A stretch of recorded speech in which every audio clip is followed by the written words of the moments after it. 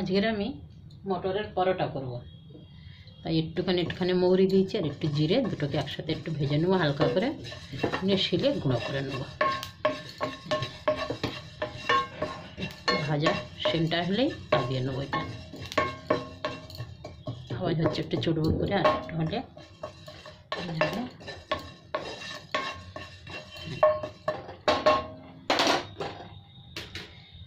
এটা আমার হয়ে গেছে ভাজা।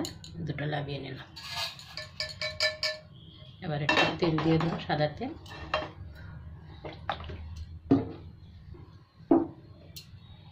এখানে একটু গোটা জিরে দেবো, একটু আমি মৌরি দিয়েছি, আবার একটু হিং দিয়ে দেবো আমি চটকি।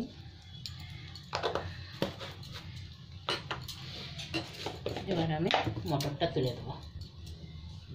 মটর আর কাঁচা লঙ্কা আদা বেটে রেখেছি, এটা দিয়ে দিলাম। একটু আমি নুনও দেবো সাথে।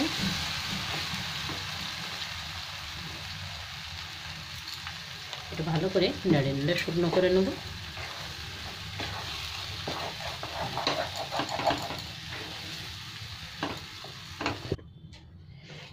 এবার আমি এখানে একটু মশলা দিয়ে দেবো। এখানে নিচ্ছি 1 চামচ আছে বেসন, 1 চামচ একটু গোলমরিচ, একটু চানা মশলা, এটা আমার ভাজা মশলা, আর একটু চিনি।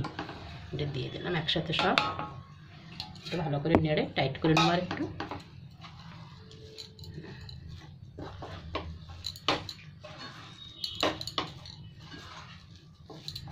চটপটা হবে।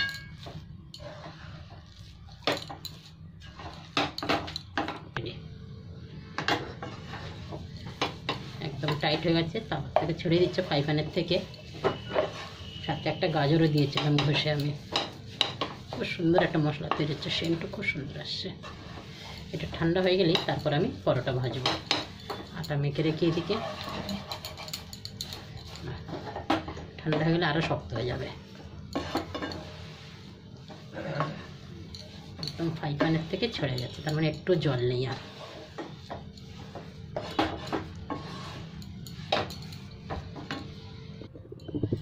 আজকে টমেটো পুড়িয়ে টমেটোর চাটনি করবো সাথে, এই জন্য এই ছান্নির মধ্যে এগুলো দিয়ে দিয়েছি।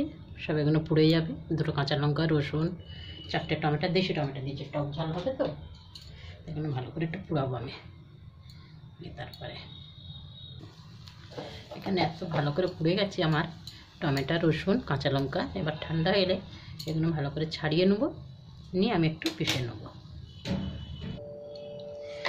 ঠান্ডা হয়ে গেছে, লঙ্কাটাও দিয়ে দিলাম চপারের মধ্যে। রসুনগুলো ছাড়িয়ে নেব, টমেটোও ছাড়িয়ে নিচ্ছে। ভালো সেদ্ধ হয়ে গেছে আমার।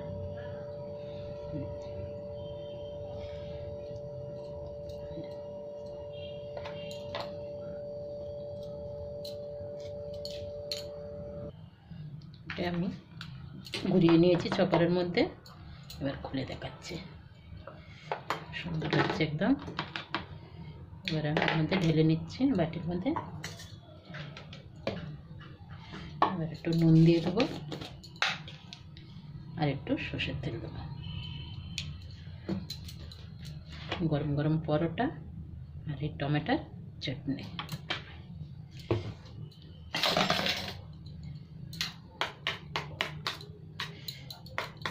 খুব সুন্দর, কিন্তু গরম ভাতেও খুব ভালো হয় খেতে। দুপুরে একটু আলু সেদ্ধ, এরকম একটা টমেটো পুড়িয়ে চাটনি বানিয়ে খুব সুন্দর হয় খেতে। এবার আমি পরোটাগুলো ভেজে নেবো। আটা মেখে নিয়েছিলাম, আর এখানে পুর ভরে ভরে সবকটা বেলে নিয়েছি। এবার আমি ভালো করে তেল দিয়ে ভেজে নেবো এটা।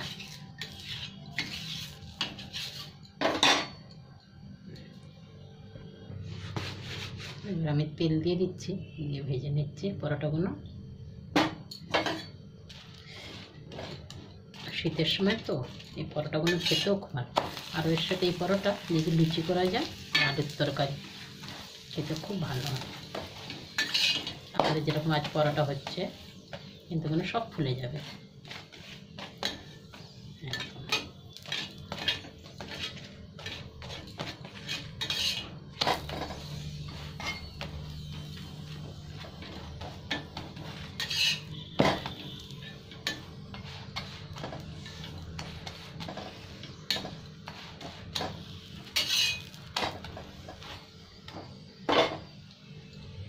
আমি এক এক করে সব ভেজে নেব।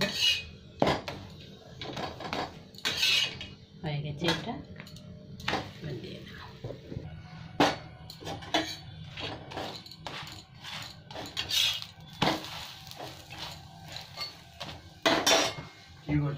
পরোটা ভাজছে, পরোটা ভাজছে, পরোটা আমার সব হয়ে গেছে, সুন্দর নরম তুলতুলে হয়েছে পরোটাগুলো একদম। আর এখানে আমার টমেটো চাটনিও হয়ে গেছে। আজকে রাত্রির ডিনার আমাদের এটা।